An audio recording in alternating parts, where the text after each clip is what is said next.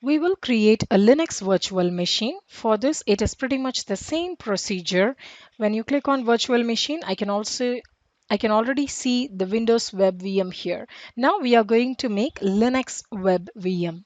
Every resource must be under a part of resource group, and that resource group must be created by me. So that's compute Linux Web VM, and I'll use East US. I'll leave it to Ubuntu Server 1804, and I will choose the minimal configuration. You can give password. Now here we have two different options. Either give an SSH public key, or you can give password wherein you can use the username. We have already done it while creating a Windows virtual machine. So let's try a new option, which is SSH public key. But for that I need putty gen. Click on generate. When you keep moving your mouse cursor, you get both the public key and private key. So public key has to be given here and private key has to be saved. I'm going to give the name of the Linux machine, Linux Web VM. Now give the username.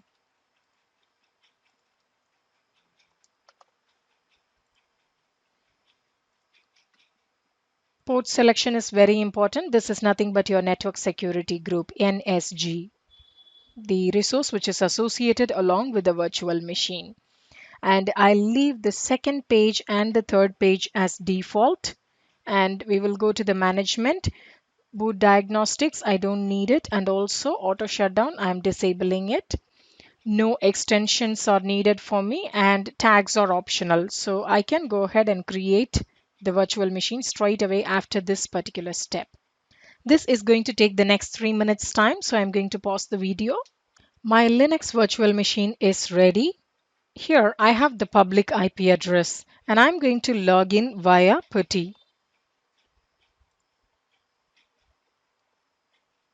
and click on SSH and click on auth. And I need to give the private key here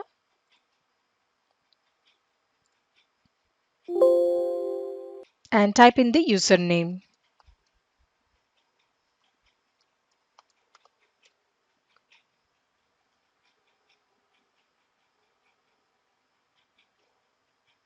I am inside the Linux virtual machine.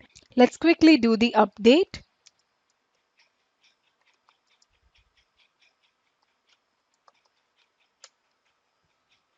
Our update is done, and I'm clearing the screen so that you can see better.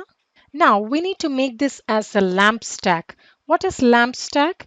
As we have seen while learning about Linux virtual machine, if we copy this particular IP in the browser, I'm not getting anything, but I need to get the Apache page. L is for Linux, A is for Apache. I also need a database, which is MySQL and also the PHP. How can I get one complete bundle? It's actually very simple. There is just one command. This is the command sudo apt-get install lamp-server and then the up arrow, the symbol which is on keyboard number 6. It runs multiple files. After 1 minute, I get this prompt. Now let's go back to our browser and see if I get this Apache page. It's ready. So within few minutes, our Windows web server and our Linux web server is ready. Now, along with this, what are all the other options do I have? How can I manage a virtual machine? Let's go to our resource group and choose Windows Virtual Machine, and we will see what are all the other options that I have. Size of the virtual machine. If you feel the size, the SKU that you have chosen is very less, you can shut down the machine first and give resize. You can upgrade it to the next level of configuration. That is nothing but your scale up. And if you forget your password, you can click on reset password. Username is mandatory, which you cannot see anywhere else, and you can give the new password. Boot diagnostics. Do you remember While creating this virtual machine, I have disabled the boot diagnostics. It's actually not a very good practice. If your server is going to be in a production environment, you need to enable boot diagnostics. But if you have forgotten while creation, you can always change it. You can select on and you need to create a storage account for this. Hence, I'm going back to the main page. Logs. You know about logs to prevent accidental deletion. Another important step is saving your public IP. Every time you restart a machine, you get a new public IP. But in order to make it static, choose the public IP, go to Configuration, and make the IP static, and then save this. It is not necessary that your virtual machine will be rebooted, but it may be rebooted. And it is always the best practice to save your public IP as a static one and not as a dynamic one. Now let's go back to our virtual machine and explore other options. Disk. When I have created this virtual machine, I have given only the operating system disk, but I need a data disk. In the exam, you will be asked to create a custom size disk. Let's take the custom size as 17 GB. Click on Add Data Disk, Create Disk. You can give the disk name Data Disk 1. I have the option to change size, but where is 17? I have 16. Come down and choose the custom size, which is 17. And you can also choose different types of drives. If it's a standard drive, standard SSD, premium SSD. So while you're appearing for exam, read the question carefully, which is the storage type that they have asked you to create. Here, I'm going to keep it as premium SSD. It comes with default encryption, which is nothing but encryption at rest. Create the disk. The disk is created. Now we need to save it. Do not forget this option. Now it says updating virtual machine disk. The previous step is only creation. It was not attached to the virtual machine. Now after I click on save, it is attaching to the virtual machine. Okay, it is attached. Now let's get to the virtual machine. Inside the operating system, we will see we need to format this drive. I'm inside the virtual machine.